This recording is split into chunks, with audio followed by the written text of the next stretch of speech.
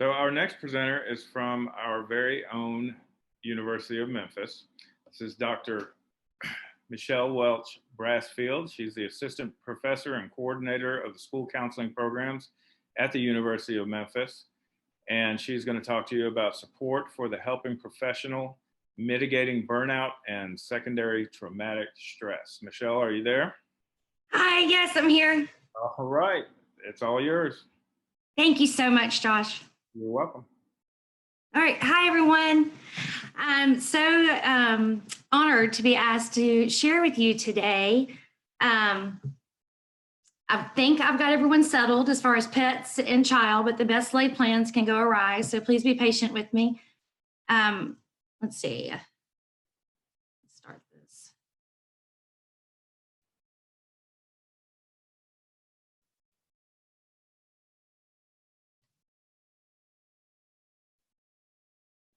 Thank you for being patient. Technical difficulties.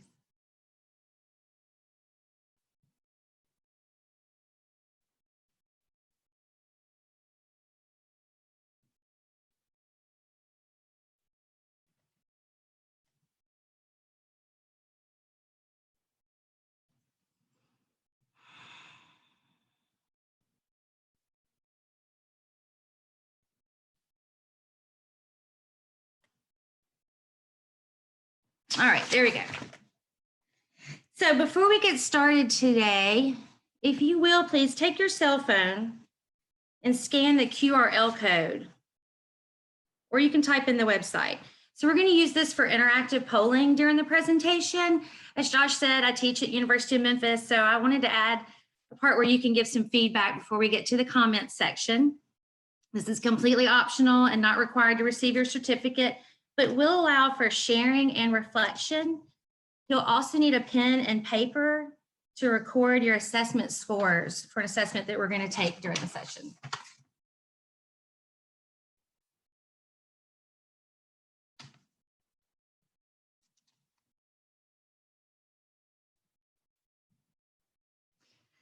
So during this presentation, we will review the incidence and terminology of burnout, compassion fatigue, and secondary traumatic stress, discuss the negative effects and alleviating factors, review assessments, complete a self-assessment, review how to create a personal wellness plan, list supports, and discuss the importance of this topic to research, service, and advocacy.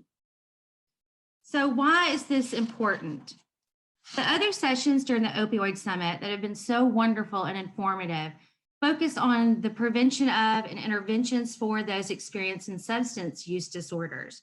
But in this session, we are going to discuss why and how to aid helping professionals who work with these populations and others who have experienced trauma.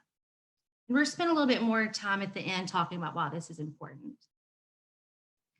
So first, what is your vocational or educational field? I'd like to see who is coming from what areas to this summit.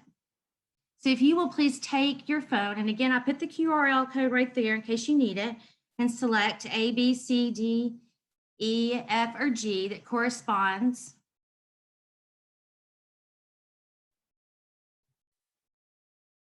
And this is my first time using this, so I hope it works. I've checked it out quite a few times. I see we've had 44 responses.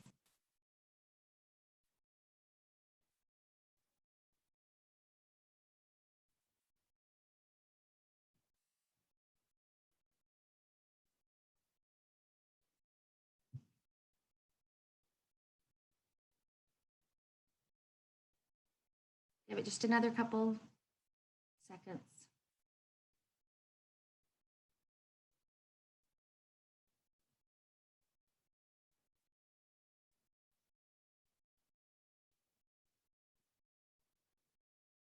$62, $63. It's been wonderful to see the number of people that turned out for the summit. I know what hard work Jack and his team put into it. Okay, so out of the 66 responses we've had so far, looks like the majority are from mental health. A large amount from other. Those could be considered students too, maybe. medical field. Okay, so it's a nice variety of occupations. And so although all attendees have interest in the opioid pandemic, as you notice from that poll, we come from a variety of educational and vocational backgrounds. Regardless of the field and point of entry, we are all susceptible to these detrimental effects because by nature of the profession, helping professionals are involved in arduous people work, which may lead to burnout and exposed to traumatic events, which can result in secondary traumatic stress.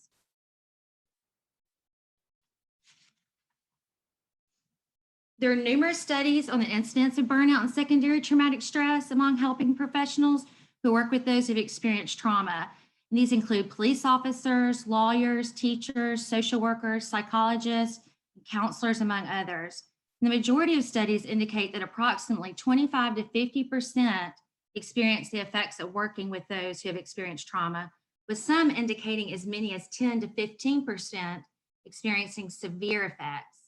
Recently, these numbers may be impacted due to concerns over the pandemic, negative online experiences in working with others, and the blurred lines that we are now experiencing between work and home.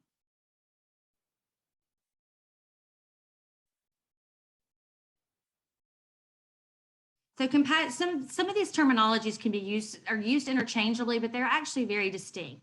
So compassion fatigue is the negative reaction helpers experience from working with clients or students who have experienced and disclosed trauma. And it consists of two parts, burnout and secondary traumatic stress. Now, burnout is described through three ways: domains, stages, and levels. And it's not exclusively related to trauma work. So the domains described by Maslow et al. Are emotional exhaustion. And that's that just extreme fatigue that invades your life inside and outside of work. So that feeling of, oh, I just can't get out of bed, or I'm just so tired and achy all the time, and I just don't know why. That can be because of emotional exhaustion from burnout. Depersonalization is professionally distancing oneself. It's related to cynicism, and it perhaps refer and seeing our clients or our students as those people. We're putting them over there. We're removing ourselves from them. Personal accomplishment is an area that we want to make sure is high, not reduced. And it's really related to our efficacy and our job performance. So it's feeling like we're doing a good job.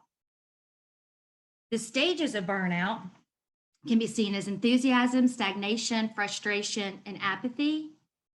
And what's really interesting is that helping professionals who enter the field as really excited and idealistic are most likely to experience burnout. There's also Maslow described stages of burnout based upon the amount of each of those above mentioned domains: the emotional exhaustion, depersonalization, and personal accomplishment. And so one would be engaged. And if someone is engaged, they would have low emotional exhaustion, low depersonalization, and high personal accomplishment. Someone who's ineffective would have low to moderate emotional exhaustion and personal accomplishment. They would have low to moderate emotional exhaustion and depersonalization, but they would have low personal accomplishment. Someone who's overextended would be really high on that emotional exhaustion. And it makes sense because, if someone's really overextended, they're going to be really tired, but then they would have low or moderate depersonalization or personal accomplishment. Someone who's disengaged would have really high depersonalization, but low or moderate on the other two. And then someone who's just completely burned out. So high emotional exhaustion, high depersonalization, low personal accomplishment. So just across the board, they are being affected. Another way that we look at burnout is by levels. Excuse me. Activity-based burnout is focused on a particular action or some undesired taxing job requirement. State-based burnout occurs periodically, so it could be just different times of the year. And trait-based burnout influences every part of the worker's life and requires immediate intervention.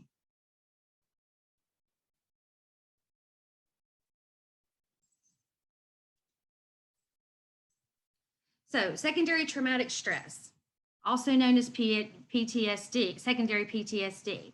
While burnout is related to intensely working with people, secondary traumatic stress is related to working with those who have experienced trauma. Working with individuals with substance use issues can bring multiple levels of exposure to trauma. People with substance use issues may have experienced trauma at various points in their lifetime that they may disclose, as I mentioned earlier today. Additionally, the likelihood of losing clients to suicide, overdose, personal neglect, or acts of violence may be elevated, as we've also noticed today through the numbers. Researchers have found that mortality rates for individuals in a clinical trial for substance use issues were 3 to 5 times that of the general population. This can be further impacted for disenfranchised groups, such as people of color who may be affected by racial trauma. Symptoms of secondary traumatic stress or secondary PTSD are intrusive re-experiencing of the client's trauma, avoidance of triggers of the client's trauma, physical arousal through re-experiencing the client's trauma, and secondary exposure to trauma may lead to vicarious traumatization, which is a cognitive shift in the worldview as well as affective and behavioral effects from repeated exposure to other people's trauma. So helping professionals might start to see the world as a bad, scary, hopeless, or unsafe place.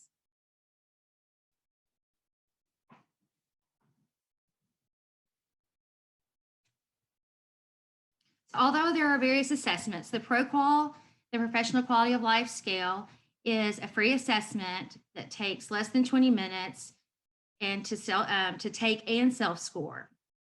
And it measures compassion, satisfaction, burnout, and secondary traumatic stress.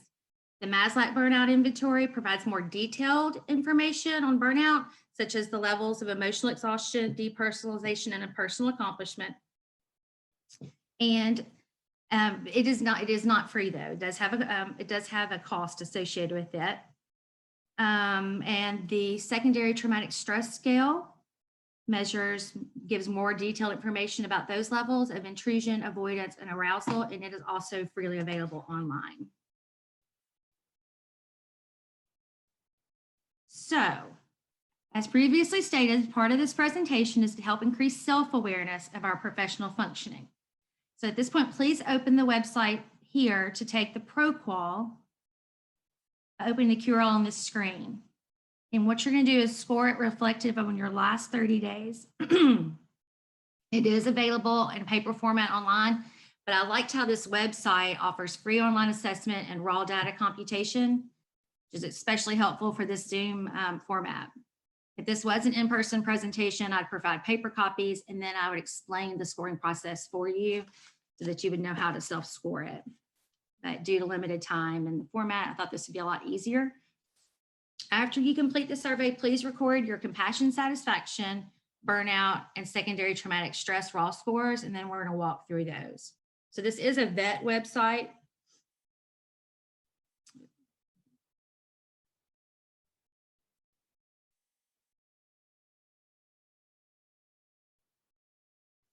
And I'm going to take it with you so I know about the amount of time. 30 questions.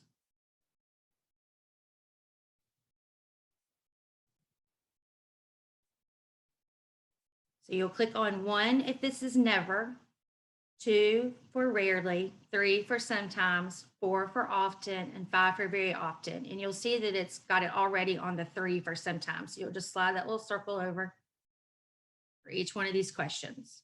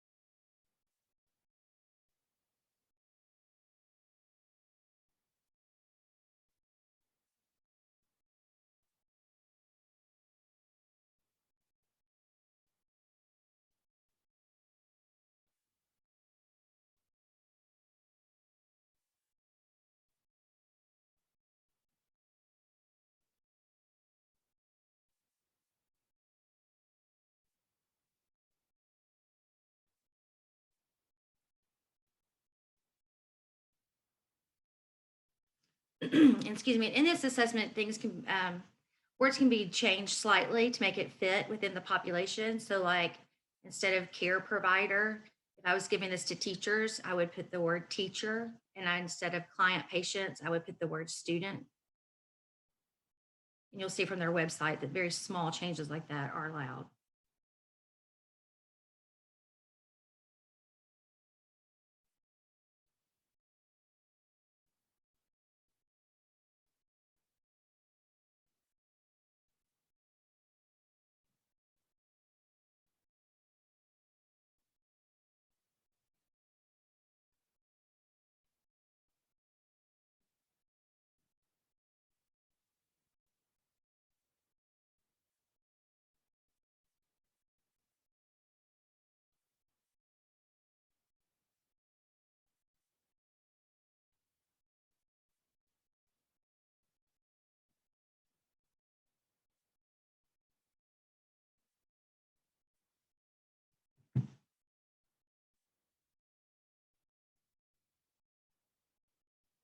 I'm gonna give you about another minute. I'm finished, but I've taken this multiple times, so I'm gonna probably go through it a little bit faster.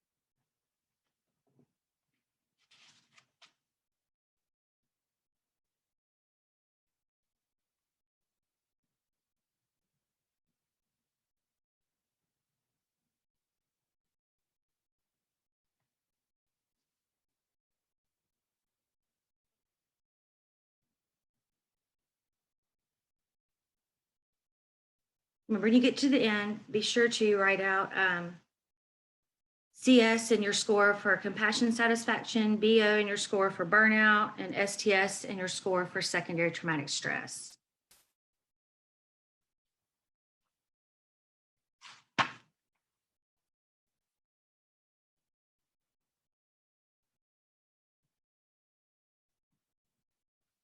Once you've done that, if you need it, here's the voting poll again. We're going to do some more polling on our assessment.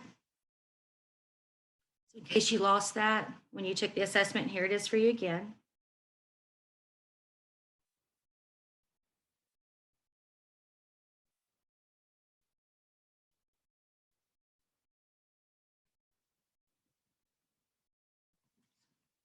Okay.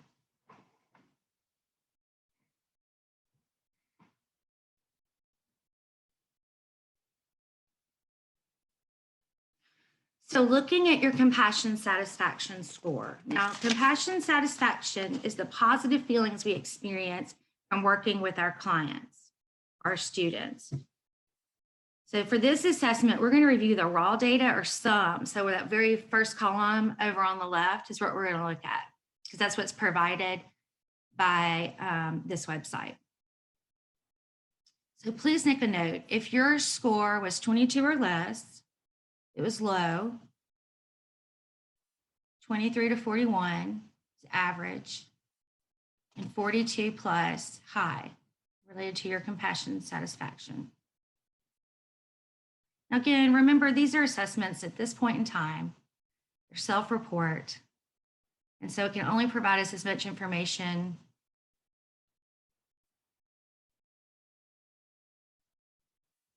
as the person is wanting to provide at that moment or how they're feeling at that moment, and it can vary depending on the day, the time. So here's another opportunity for sharing. Again, here's the QRL code if you need that for the polling. If you feel like sharing, what was your compassion satisfaction level? Was it high, medium, or low?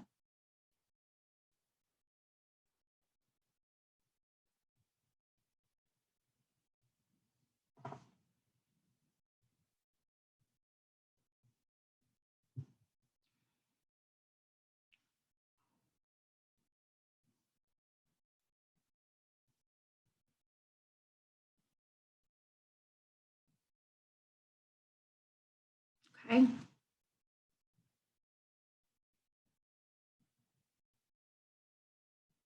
Okay. So it looks like, excuse me, a large number or medium, just be expected. A really good, a good number is high, and then a small number is low. So a really good point of taking this assessment is to reflect, it's for this self-awareness and to reflect on this. So if you're looking at your compassion satisfaction and it's low, look back at some of these questions that are measuring compassion satisfaction. And again, I can get to Brianna a hard copy, an e-copy to put on hopefully on the website. And if not, y'all can email me directly. It's really easy to find online, but it shows you specifically which questions are linked to compassion satisfaction. So you can kind of dig a little deeper and see what's going on there, like what, and maybe what could happen to improve your compassion satisfaction. And we'll do spend a little bit more time on that coming up, on how to mitigate these areas. Okay. Now your burnout. Let's look at that one. So if your burnout is 22 or less, that has a low level. 23 to 41 average, and 42 plus high. So the same as we did with compassion satisfaction, if you feel free to share, you share your burnout level.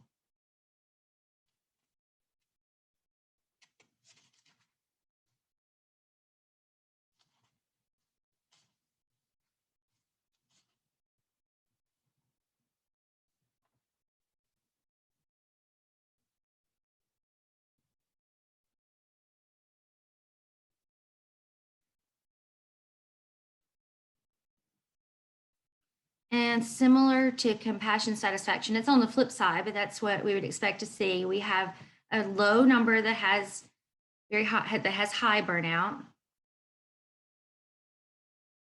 And then pretty even between medium and low burnout. So again, and we'll talk about this in a minute, the high, we really want to dig in deeper to this high burnout level and see what's going on, what can happen to help mitigate this.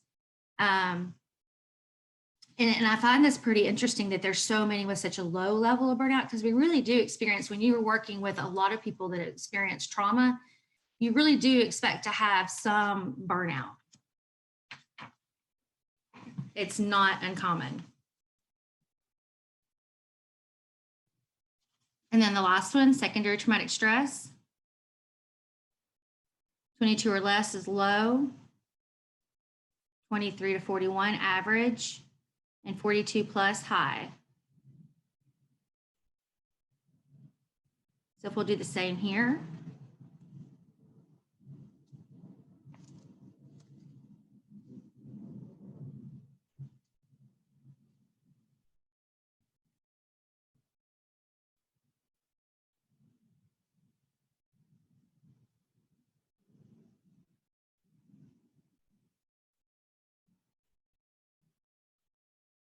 And again, similar numbers as far as the high level, as far as secondary traumatic stress, medium about 40% and low about 57%.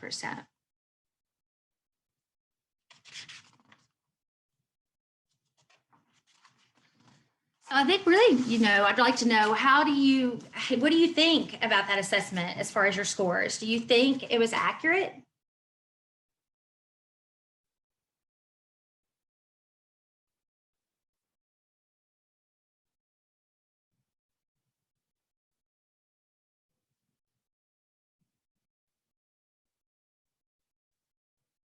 Okay, so that's interesting to see. So yeah, anytime you take an assessment, don't take that as for its word. You're going to see if you think it's accurate.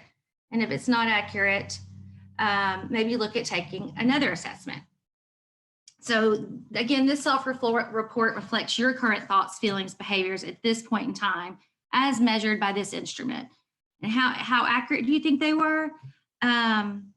I want you to really reflect on this. But if your scores were high in secondary traumatic stress or burnout, one thing that you could do is take the next level of assessment. So if they're high for secondary traumatic stress, you could take the secondary traumatic stress scale which is going to provide that more detailed information we talked about. Or if it's high for burnout, you may want to take the Maslach burnout inventory to see if that can provide some more information along those three domains. But of course, like I said, a medium amount of burnout or secondary traumatic stress should, of course, be addressed, but is quite common in this field. So what are some mitigating factors? If we're seeing medium or high, what can we do? Or to help to keep the low levels in the low levels. As stated previously, compassion satisfaction is the positive feelings we experience from working with our clients or students. Research has revealed that in addition to compassion satisfaction, organizational factors, professional factors, and personal factors can mitigate burnout and secondary traumatic stress. So like some organizational factors are having positive vocational challenges. So something that work that you need to do that can be difficult, but that you're excited about doing. Also support, such as wellness days or debriefing.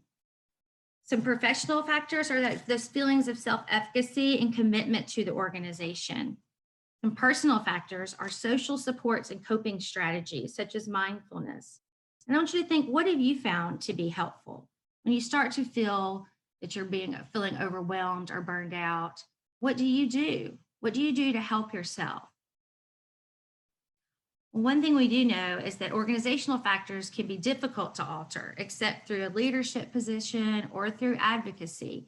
And therefore, we often reflect upon what we can change professionally or personally. And the reason we want to do this is that our codes of ethics tell us that this is of paramount importance. So much like the directive for putting on your own mask at first before assisting others on a plane, as helping professionals, we must make caring for ourselves a priority. So I have included here some excerpts of codes of ethics for counselors, physicians, and social workers, which address how they are ethically required to practice self-care and prevent impaired functioning, not only for ourselves, but also to provide that assistance to others. So self-care can involve many facets, and one way to approach it is through wellness. And there are many different wellness models, but one based on empirical research and support is the indivisible self, which can be measured through these 5 factors and a wellness inventory. So I want you to think about these and look over them for a moment.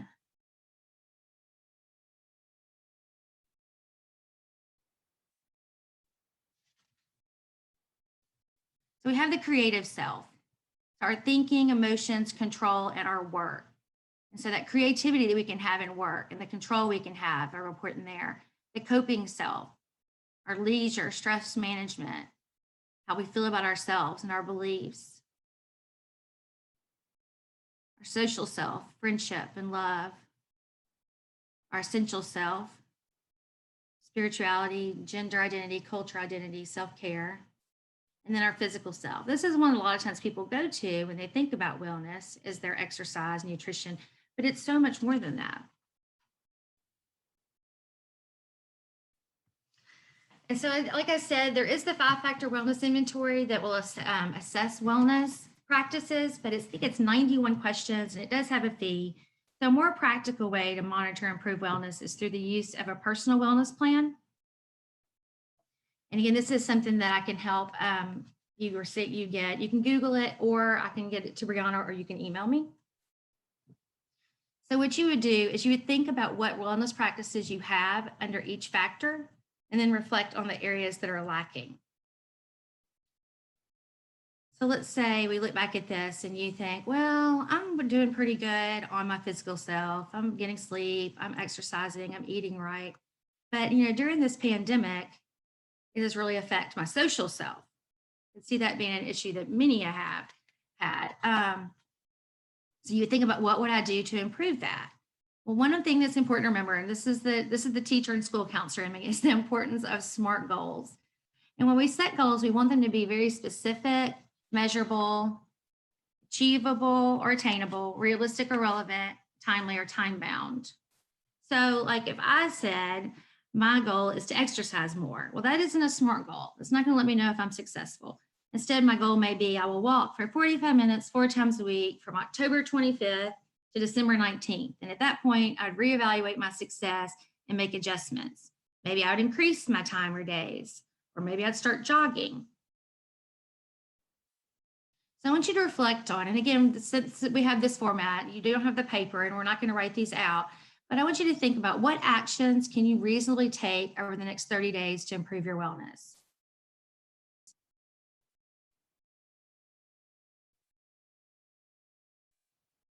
What other plans would you have for 6 months and 1 year? Again, a lot of this is going to depend upon, how things are going. We've all heard about the projections and what we're thinking about the pandemic. How likely are you to follow through? Because one thing about making action plans is it's really important to make sure that you can be successful.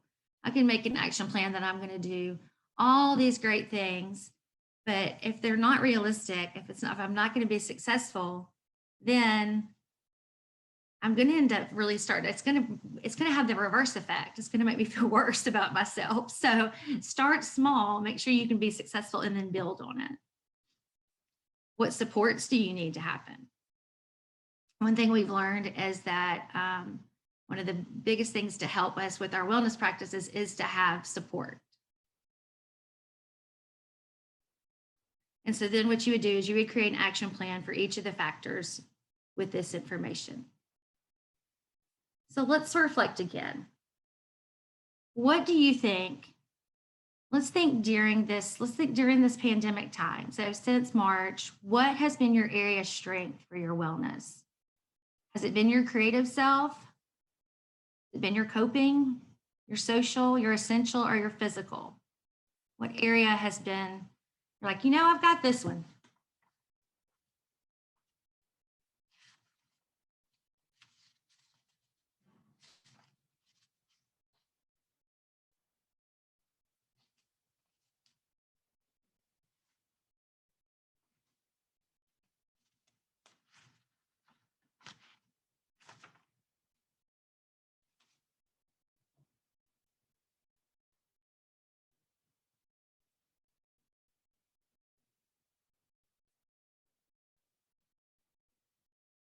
I remember in the future to have like some Jeopardy music while these polls are getting in.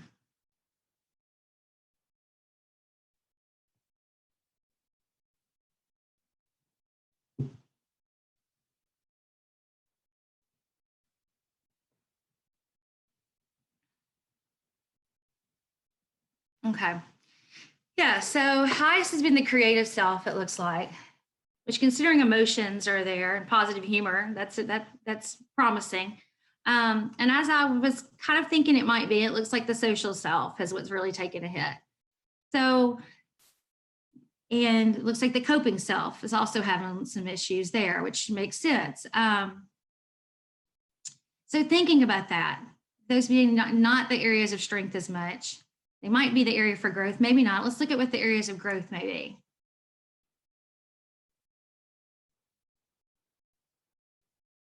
So these would be the areas that have been particularly challenging. Now I have a feeling that it's going to show us our reverse.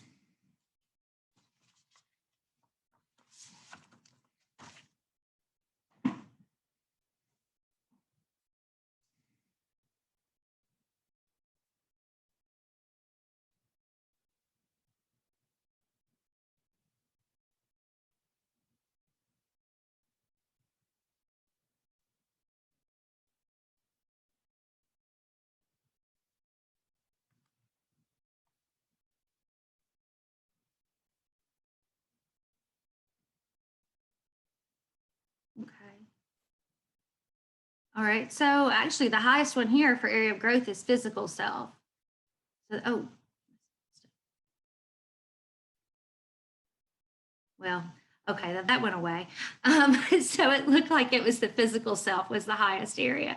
So thinking about what you put for your area of strength and your area for growth, if you were to write out some SMART goals for this area growth, what would it look like? Again, making it something that's realistic that you could accomplish over the next 30 days, and then look back over again.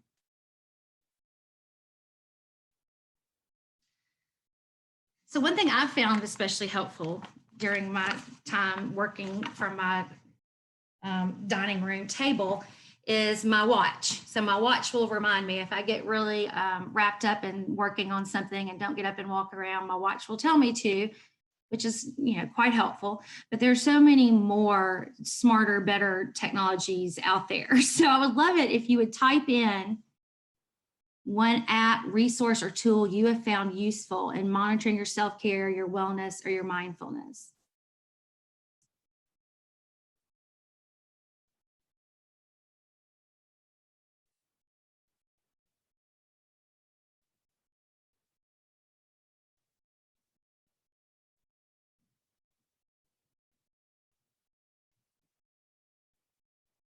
And so while we're talking, I'll share mine. So when the pandemic first started, I had my in-person classes were in spring and I was excited about them. And of course they went online, and then everyone wanted to know about starting graduate school. And it was just, it got a little bit much, right? And so my way of help and noticing was my husband kind of called me out on it. And so our next screen is going to ask about who's your support.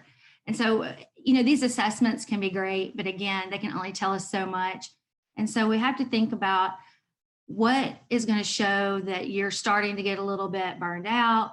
And then when you have that, what for you is going to work? So that's kind of the gist of this whole presentation. It's like, how does this work for you? It's very individualized. So let's see what we've got here. So Fitbit, phone reminders, painting. Yes. So that's what I was going to say. One thing that after I started noticing that with just the chaos, when I have chaos going on, it really helps me to get things organized or get things like done in the house. And so that's one thing we've done. And so it's just something that's really, really individual. And so it's just something I want y'all to really reflect on that grounding, the Bible, calendar. So making sure everything's planned out, exercise out. Some of these exercise out, I'm not just familiar with some of these, so I'm gonna jot them down.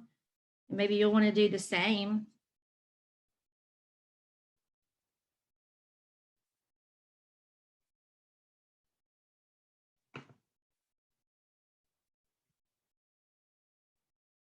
And then who provides those supports to you? Like I said, my husband will kind of call me out when he thinks I'm getting a little burned out or irritable. And who does that for you?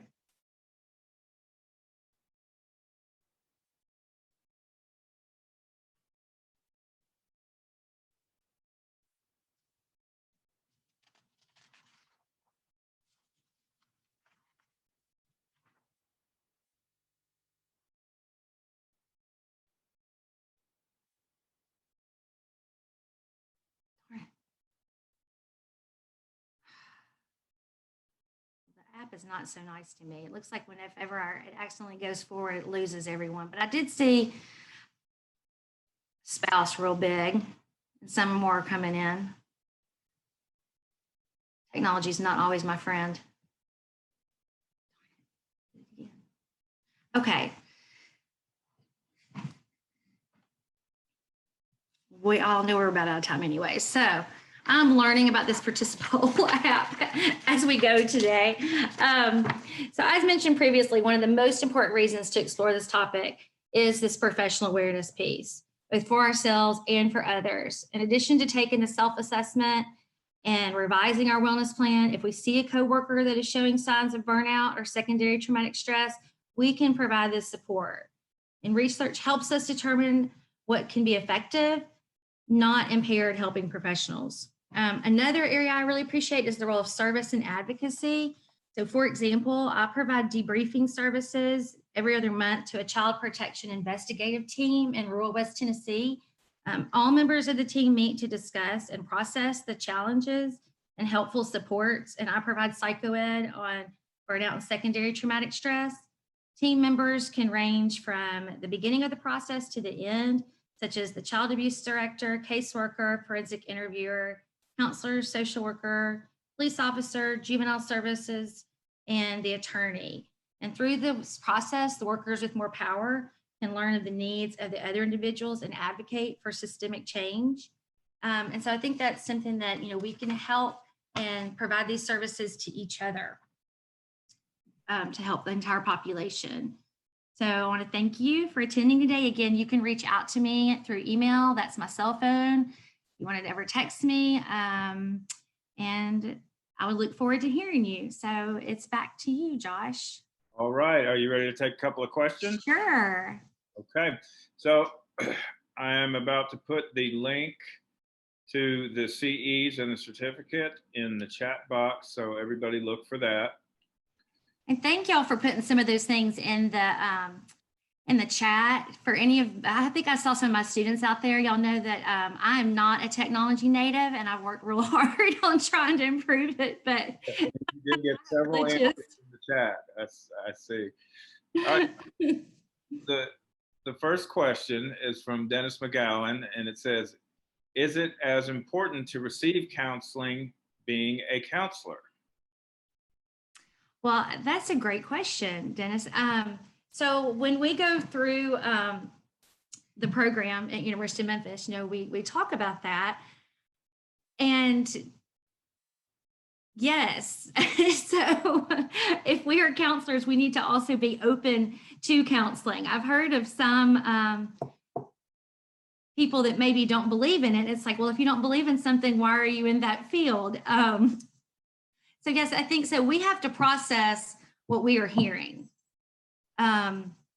Like another case of something I did is I worked with forensic interviewers. They hear all the stories of children who have been sexually abused. They take all that in and they have to in turn get that out. And so I provided that for them. Well, then I'm taking it in. And so then it's important that I have someone I can talk to get that out. Does that make sense? Does that answer it for you, Dennis? That does make sense to me. All right, next question from KC. Are you doing any research on what works with providing support to mental health workers, nurses in treatment centers, like in-services or trainings? Okay, so yes, I've done more service with it. I've provided some service of it through counseling, and I have some beginning research processes. One I'm looking at right now doing, though, is actually with teachers with a trauma-informed school. So I tend to work more with school systems, but I'm also open to working with other populations. Sure. All right, from Jay. What if your work environment causes burnout? Well, I think that's one of those things we were talking about, is that those organizational factors can be very difficult to change. And so sometimes it does require advocacy for yourself. Maybe that's possible, maybe it's not. I mean, you hate to say it, sometimes it requires changing your work environment. And that's kind of a hard, scary thing, especially during a pandemic. But you can also look at what other supports can help you through that if that's not an option.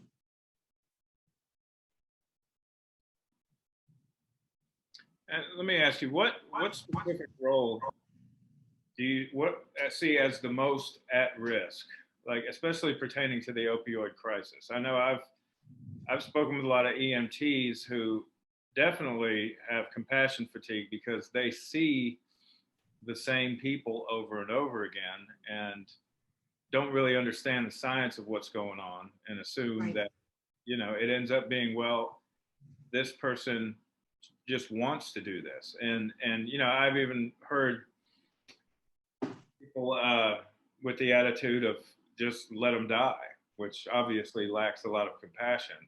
So who do you think is most at risk through, the epidemic, the pandemic, all these things that are going on right now? And that's one thing that I've had found interesting. So doctors, nurses, counselors, I didn't get into, social workers, we all have these professional organizations that are saying we're ethically required to make sure that we are taking care of ourselves and that we're not impaired. And when I started looking at that for first responders, I found that is very different, that they tried to implement that through, let's see, someone's out there that could answer this before I could find it. that there was a law that they tried to pass, but what they were afraid of is that that was going to give the state so much power to say who could and could not be working in those roles that that they didn't want to do it, if that makes sense. So like for us, it would be the professional organizations that were monitoring, but for the first responders, it would be the state. And so I feel like it makes me question. I don't think I know enough about that as much as I would like to know, but I feel like that is an area that is probably lacking. And it sounds like it from what you're saying, Yeah, that they're expressing that they're not having that support. sure. Does anyone have any thoughts on that? We do have another question. How do you Okay. deal with frustration due to colleagues? That's a great question. Well, I think, much in the same way that we have to deal with anyone, we need to think, we have to think about where people are, where they're coming from, and how they're expressing any of their issues. Some people internalize what's going on with them, and some people externalize. So maybe some of the frustration you're experiencing with colleagues could be how they're managing their burnout or their compassion fatigue or things that are going on. So I think kind of approaching it that way and trying to remember, well, I don't know what all's going on with this person. Is sometimes the best way, at least for me personally. I think it's a very personal question and experience, depending upon your situation. But I think, again, it just goes back to the biggest thing for me is just maintaining that constant awareness and having just this bag of things you can go to that is going to help make it better for you. It may only be putting a Band-Aid on it for a few days until you can do a little more. So maybe organizing my closet might make me just feel a little bit better, after through the weekend and for Monday. And then I may have to put something a little bit more in depth in place. But it's just having those things that work for you that you can draw from until you might get more support. And there's so many options for support through your colleagues, hopefully, through family, through friends, through your EAP, through counseling, therapy, social workers. And so just really coming up with those plans of how you're going to address it, both in the little ways and then in the bigger long-term ways. Sure. And we've all got one, right? We've all got at least one of those. No, I'm kidding. And I've been asked if you can post your survey link in the chat. Would that be possible? The one from the veterinary where they took the assessment. I believe so. Okay, yeah, I'll try to do that. Again, technology challenge, y'all. All right, and thank you so much for joining us. Thank you. Thank y'all so much. Thanks for having me. Thanks, Josh. All right.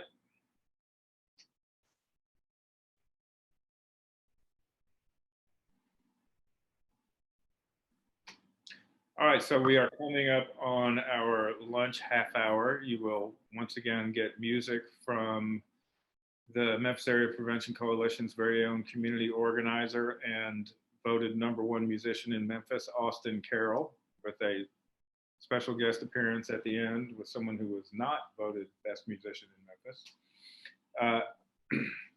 And also at 12:30, the exhibitor hall is going to open up. So the way you get into that is you go to the Summit webpage, and there is a link to the exhibitor hall, and I highly recommend you go there. It has links to all of our sponsors and some other agencies that are involved in fighting the opioid crisis.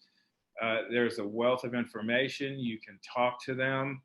You can see what resources our community has to offer. What's going on in Shelby County right now.